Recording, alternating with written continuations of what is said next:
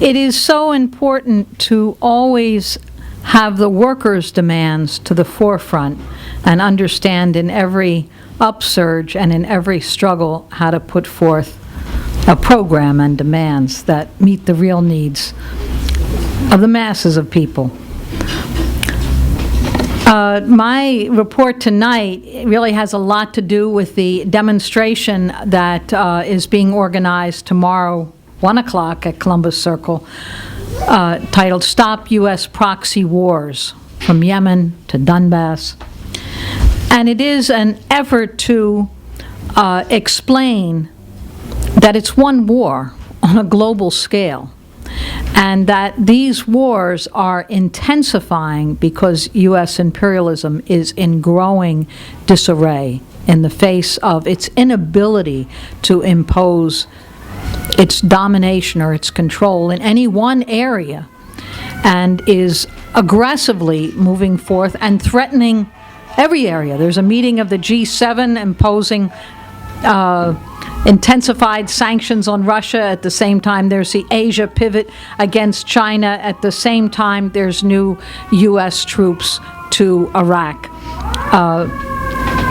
At the very minute, there's increased U.S. support for the royal house of Saud against the people of Yemen. So it's a whole series of struggles, and what kind of links it together is what we want to discuss, because otherwise it's impossible to understand and even to read the newspaper these days, because it seems to lack any coherence. U.S. imperialism is facing on a global scale a crisis, and you could see that most clearly in this announcement on Wednesday of hundreds of additional U.S. troops to Iraq, and the announcement that there's a plan to rebuild a whole network of U.S. bases in Iraq. There's a very interesting term they're using, U.S. military terminology. These aren't military bases, they are lily pads. Doesn't that sound so friendly, so sweet? They're building lily pads in Iraq. And of course, recognizing that it's not just U.S. troops, that there's more than 2 and 3 times as many contractors, and then also thousands more of mercenaries. But this recent announcement and this reestablishing a presence in North Iraq and new bases near Ramadi, at the same time they say this is not boots on the ground. No, it's lily pads, and trainers, and as General Dempsey said, it's just prudent planning. They face a problem that the Iraq army and government that was established by the U.S. in Iraq is completely collapsing. There was recently a description about how the Iraqi army is hollowed out by corruption. Hollowed out means literally it doesn't exist, that there are whole units that exist only on paper, and that means that the generals put the pay right in their own pockets. And that in any battle, there's just a transfer of equipment over to ISIS. Now, Iran, Hezbollah in Lebanon, in Syria, the government there have all charged that the U.S., for all of its bombing going on now these many months, has done absolutely nothing to stop the forces of ISIS, the Islamic State. And that really ISIS is a reactionary weapon against Iran and has great funding and support through Saudi Arabia and through other forces. Now, these 450 additional troops that were just announced on Wednesday, just in the past year, this is actually the 6th announcement. This very week, last June, a year ago, there was an announcement that they were sending 275 troops, and then in September they were sending another 350, and then in November they were sending another 1,500, and so on. So there has been one announcement after another, and as I say, the number of contractors are now more than twice the number of just the official U.S. troops. Now, why is it happening so slowly, this mission creep? It really is overwhelmingly in the U.S., and they do poll after poll. It's like they regularly almost take the temperature of the population here every week. But in every poll, 3/4 of the population here is opposing U.S. troops to Iraq for any reason whatsoever. Al-Qaeda, Islamic State, any time they poll, overwhelmingly the population here is against another war. But that doesn't mean that there's not another war and a new level of aggression being planned. Now, along with these troops going directly to Iraq as trainers, as they say, they won't be engaged as boots on the ground. We shouldn't believe that for a minute. But there's tens of thousands of U.S. troops already in the region, in Turkey, of course, in Jordan, in the Gulf states, in the Mediterranean, on aircraft carriers, and as trainers and throughout the entire region. The biggest problem in the region, even more so than Iraq, is Syria. They have failed in the effort at regime change, even though it has taken an enormous toll on Syria, which was a modern, developed country with high rates of literacy, modern cities, until just a little more than 4 years ago. And at that time, U.S. stated with absolute confidence that there must be regime change. The whole government of Syria must absolutely resign, and this new creation of collaborators they had set up that was meeting in Geneva and meeting in Paris and sort of meeting all over Europe must be recognized as a new government. That was to be the basis of all negotiations.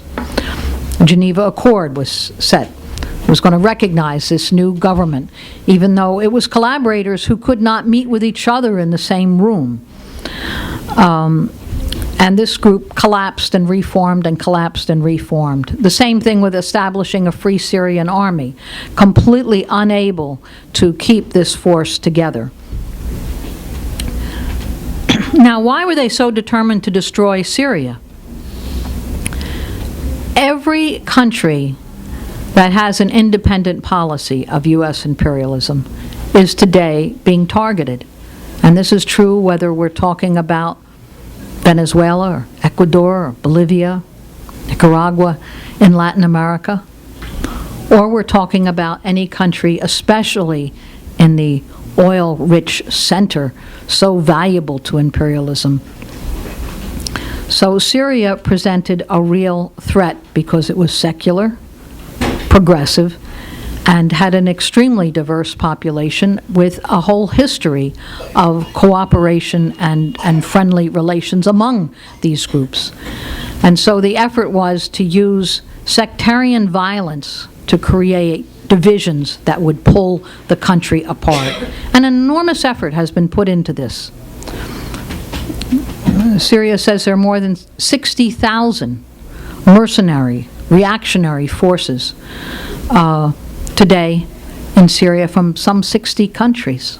It's quite amazing, a recruiting going on all over the world.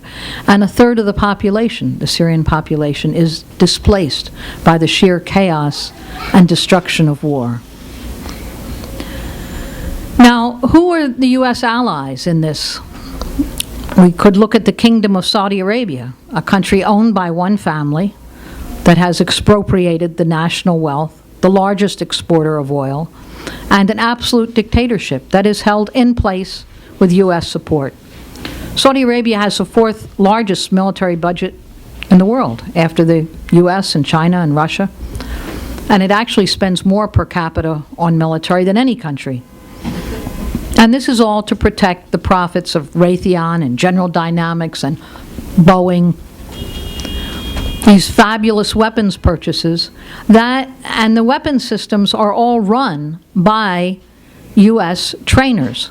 Very, very few of them actually even by Saudi people themselves, even though Saudi money goes to pay for these. Even the Saudi jets in bombing Yemen are refueled in the air by U.S. military aircraft, along with their satellite reconnaissance, all happening through the U.S. Their on-the-ground placement, their repair and maintenance. But Saudi Arabia is very useful for U.S. imperialism in one way. It's sheer, all different sections of the family control and own as their sort of their private fiefdoms, different ministries and cabinets. Absolutely no review of any financial transactions. And so it becomes a way of funding mercenary armies, whether in Syria or today to be used against a popular uprising in Yemen. Now, I'm going through some of these things because if we don't see the connection between the sheer number of wars, all of which the role of the media is to say there's no connection. All of this, isn't it sheer insanity? And see what's breaking out, and somehow the U.S. military is a force of order or stability.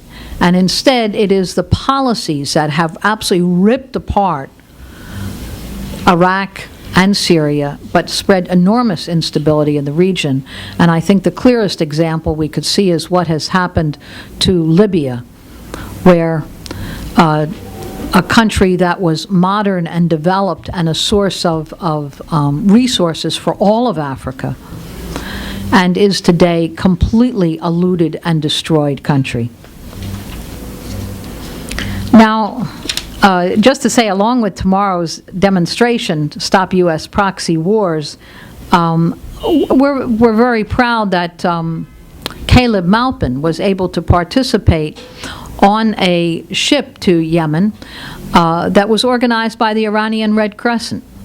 Now, the Iranian Red Crescent is a humanitarian organization. The Red Crescent Society is recognized at the United Nations along with the Red Cross, and has every right to deliver humanitarian basic medical supplies to Yemen at a very time when it is being bombed and there are huge number of civilian casualties. This should be out of the question. Even in times of war, it is a war crime to stop the delivery of Red Cross or Red Crescent humanitarian supplies, medical supplies, even during war and bombardment. Always there has been supposedly a certain respect for humanitarian basic supplies from Red Crescent, Red Cross. Of course, that's not true. That, again, is the illusion. It had no coverage here, but it had wide coverage in the region. This ship going with tons of equipment, medical equipment, doctors, and so on. The ship was unable to dock in Yemen, and instead the Saudis bombed, destroyed the whole area, destroyed the docking facilities, and the supplies were forced to be left in Djibouti, which is really sort of a toehold in really on the Red Sea, completely controlled the U.S. base in Africa, the largest French base in Africa, where French is actually the national language of Djibouti. Absolutely a colony of imperialism is the way in which Djibouti functions today. Small country which is a large both U.S. and French base. But this effort to deliver humanitarian supplies was extremely important because it does show, and it exposes in one more way what's going on. Now, I want to talk about, because the G7 meeting just happened, right? And what was happening at the G7 meeting? Along with all the rivalry between the imperialists, there was also an effort to orchestrate a new round of even harsher sanctions on Russia, all about the Ukraine. And this effort to both expand NATO right to the very borders of Russia, and do so in the most aggressive way, and do so through a government that the U.S. installed with billions of dollars. We should never forget Assistant Secretary of State Victoria Nuland saying, why, we spent $5 billion to bring this government into office. It's our government. I mean, she was absolutely proud and could give the price tag. And what was the government that they brought in the Ukraine and overthrew the elected government, saying there's corruption, we're going to come in with a new government. And that put into place an absolutely fascist grouping who traces their roots to the Nazis in World War II and uses still today the same insignia and the same racist, absolutely racist terminology.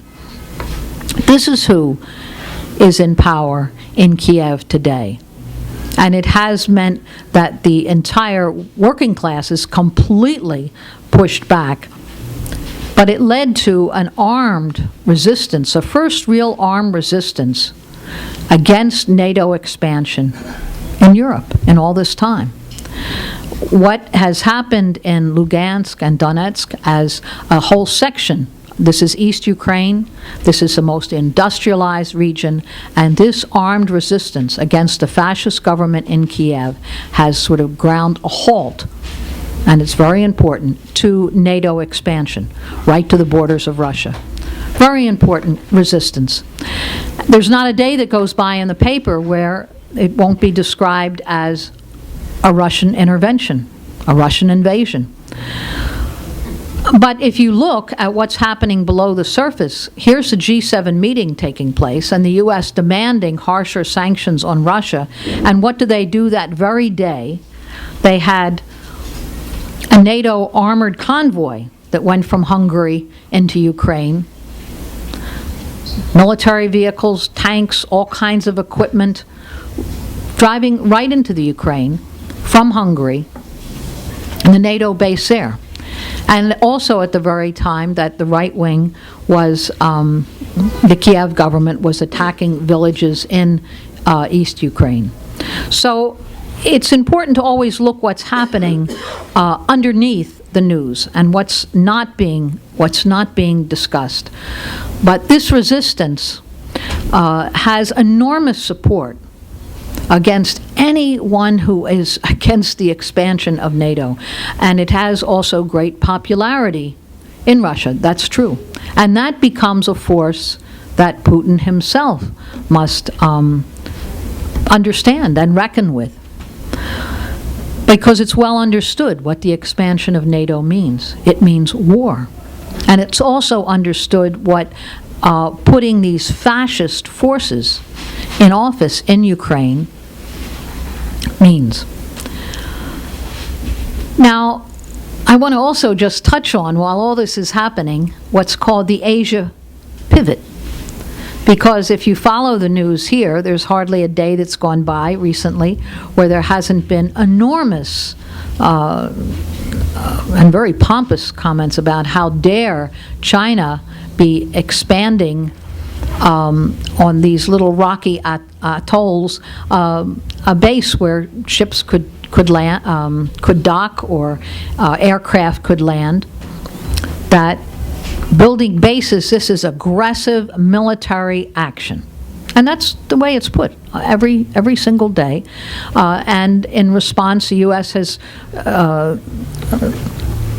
had overflights and ships in the area and all of that, because they're going to oppose this China expansion and this military threat. Now, What they're not saying, it was an interesting article just today by Ann Wright. There was a group of women who just marched from the DPRK into South Korea for the reunification of Korea, a very important action. And she was addressing the mass opposition to the U.S. base, U.S. South Korean base that's being hugely expanded in Jeju Island in South Korea, right on the point. And the anger at this. And why does this have no coverage in the U.S. media, and yet all the attention is on China building a base off its coast? And how destructive this base is to the marine environment, to an area that was considered very pristine and very beautiful within Korea. Jeju Island has enormous support among the Korean people, and there's a real opposition to the building of this base. But that's not the only bases being built. There's a whole expansion, new and expanded base in Okinawa. And Okinawa has already an enormous number. 74% of the U.S. bases in Japan are based in Okinawa, a small island, but it's almost continually a base. So building a huge new runway and docking and port and all of that, that has enormous opposition in Okinawa to this U.S. expansion. And there's actually been huge delegations that have come from Japan to the U.S. opposing the building of this base, this additional base in Okinawa, and calling for the U.S. to get out. Is that anywhere in the press? You don't see it. You don't hear it. If we're talking about the Asia pivot, it really is an aggressive effort. Also, there's an expansion of U.S. Base in Guam. Now, Guam is almost entirely a U.S. military base. They run that small island. But they're expanding the facilities there. And most important is the agreement signed in the Philippines for eight new bases, the use of 8 new bases. Now, these won't be called U.S. bases. They'll actually still be in name, as we know from throughout the Middle East also, and the Gulf states, but in the Philippines, they also will be considered Philippine bases, but they're U.S. bases where they have the rights for landing and equipping and really running these, including on Subic Bay, which was once the largest Pacific base. There's military exercises going on in all of these countries, all aimed at China. So I raise all of this. Two of these 8 Philippine bases are right close to where China is actually building and enlarging these islands. So they're directly aggressive. All of this is extremely dangerous because you don't know at what point a much larger conflict arises or what is the U.S. agenda in all of this, because they are thrashing about, you could say, determined to expand, making new threats against both Russia and China, and having no stability at all with their former total domination, when you think back even a few years ago, of the Middle East. All of this is slipping from their hands. It's important that we see that this is imperialism as a global system in crisis and disarray, and understand it as a system that feeds on war, that needs war, and that at the same time is always breeding resistance. And a party of the working class here needs to be constantly grappling with and taking this on and explaining it also, and looking for popular ways of building resistance, ways of impacting the political movement, to understand the links, that this is, what is imperialism? It really itself is an equal to war, a piracy of a handful of corporations and banks who are determined to extend their reach. So the demonstration tomorrow, we want to ask everyone to come, if at all possible, to support. It is an effort to link together, and that's not easy because there are different groupings of both the Syrian American Forum, you know, to one group after another who have Iraq activists, Palestinian activists, Ukrainian activists who are showing resistance but don't even themselves sometimes link these struggles together. So our ability to link them together is extremely important. At the same time, we want to have a delegation at the airport to greet Caleb in this return. He's coming back tomorrow from the delivery of humanitarian supplies in Yemen, and also to know that he had a very rough time in Abu Dhabi, where security held him for hours so that he missed his initial flight, had a very rough, aggressive you know, pat down, and his computer and phone and whatnot confiscated, his bags checked. The U.S. official said, well, maybe it'll go easier for you in New York because we have everything now. We can't take that at their word either. We want to actually be there as a show of support. That flight comes in at 9 a.m. tomorrow. At the same time, Greg Butterfield is giving an important a report to the anti-fascist resistance in the Ukraine, holding a big conference in London. He's doing it by video. He's here. But it's another example where showing resistance and linking these struggles together, we want to very much thank our comrades for this role. And at the same time, keep in mind what Lucy Pagoada raised about the demonstration of the Honduran mission at 6 p.m. tomorrow night, right over by the United Nations. So there's a lot that is focused on, but the main focus that we want to make at every step is that expanding U.S. wars always mean an increase in racist repression right here at home. It means new cutbacks. It means new attacks on the working class. One doesn't happen without the other. And we have been at the forefront for years in making these links. There are many folks who will focus on the anti-war movement or on the domestic struggle here, but the organic link to understand this as one war, a war on the workers here and a war on the workers all over the world. It's one war, and it's our real contribution to the struggle, making this link, explaining it, and finding popular ways to mobilize. Thank you. I thought this comparison that Lucy made to the color revolutions, because there is an effort to control and shape every movement. But when the masses are in motion, they can grab a hold and take things their own way. And they also do have to learn through all these different steps. It seemed a few years ago that when the U.S. was able to carry out these color revolutions throughout East Europe, which were really efforts, hugely funded NGOs that seemed apolitical and just making kind of general demands against corruption. But they succeeded at first. They have been, in many, many ways, pushed back. And it is always we can't get in through the door, you go in through the window. We got to be where,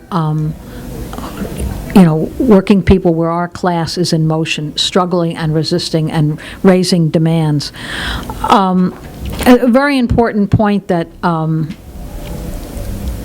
Bill raised in talking about sort of the alignment in the Middle East among the royalists, which is true for Saudi Arabia and all the Gulf states and Jordan and Morocco and so on, who pay tribute, who pay the enormous, their oil reserves get handed, the money from it gets handed right back to the U.S. It's kept in U.S. banks, it's used to buy U.S. military equipment, and they've all ended up actually as debtor states, even while they have enormous revenue that's privately owned by that tiny class at the top. It is a real struggle in a profound way, and they are threatened by every one of the secular regimes that are attempting a more independent policy, and especially threatened by Iran and what the Iranian Revolution meant, where the oil was taken out of the Western banks and used for the development of Iran. There's so much there wasn't time to go into, but certainly everyone that U.S. imperialism placed their hopes on is in a much shakier position, and that includes Erdogan and Turkey, and it also very much, of course, Saudi Arabia itself. There's only so far you can go with bombs. They're unable to put any troops on the ground, and they thought they could recruit even Egypt and Pakistan to do it, who they've given billions and billions of dollars to over the years. And instead, this is something no one wants to do, because there's an understanding that this is a popular movement in Yemen. Now, Ruben asked a question about the Islamic State called ISIS and ISIL, and what kind of a force it is. Now, the way in which we could tell the most is, and this is also true for the Nusra Front in Syria and al-Qaeda forces and whatnot, is who is backing them, who's supporting them, even while they're being denounced as being sectarian and violent, and even while the U.S. claims that they're not for them. But the very bases in Turkey and in Jordan, and the assistance, even, and this is really established as a fact, been absolutely clear, that Israel has provided medical assistance to these forces, reactionary forces in Syria.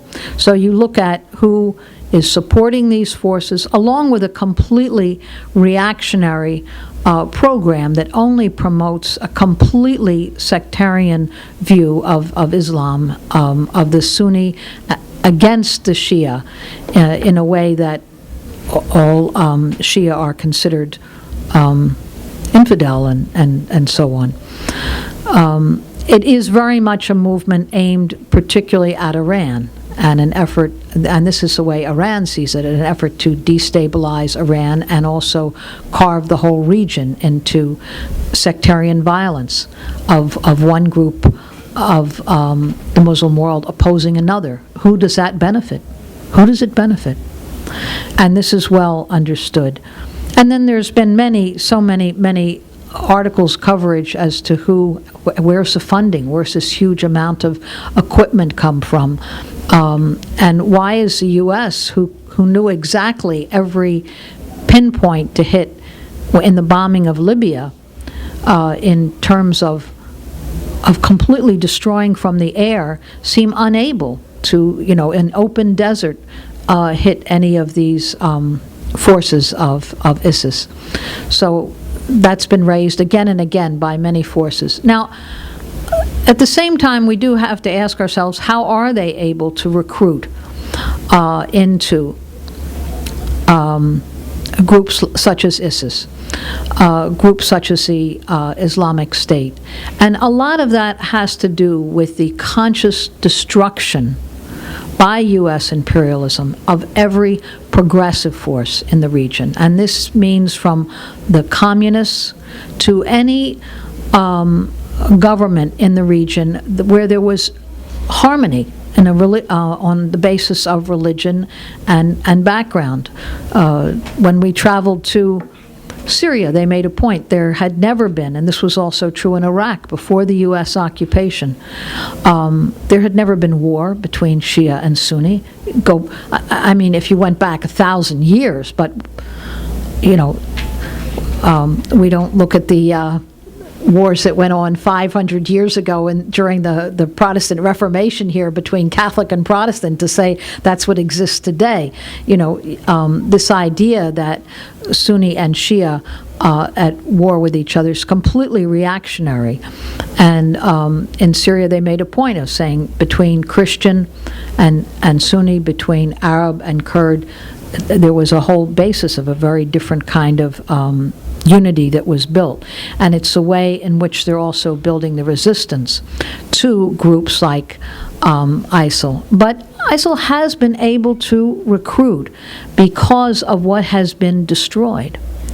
And there is enormous rage and destruction, and it can seem to someone young or inexperienced that anyone who's willing to fight has attraction, especially when it's packaged, and there's arms and conscious recruiters and a paycheck, because the ability to fund and pay both those who are fighting on a huge scale. I mean, we're talking about, tens of thousands of forces, both to train and equip and be the paymaster. That has been the basis, but also to politically recruit with a reactionary ideology. And that is what has been possible, and it's been U.S. policy in Afghanistan and Pakistan earlier. They brought it to a very high level of promoting a very reactionary form of Islam to counter what the Iranian Revolution represented, which was a very revolutionary anti-imperialist form of Islam. So there's that going on. It is important to look at even in the Palestinian movement how this is seen. In Gaza just recently, the forces that represented ISIS, they were absolutely repressed by Hamas, that felt that this was completely destructive to resistance to Israel. So sometimes the best way of understanding a force is to see who's supporting it, where they're based, where they get their arms, where they get their aid, and who's resisting it.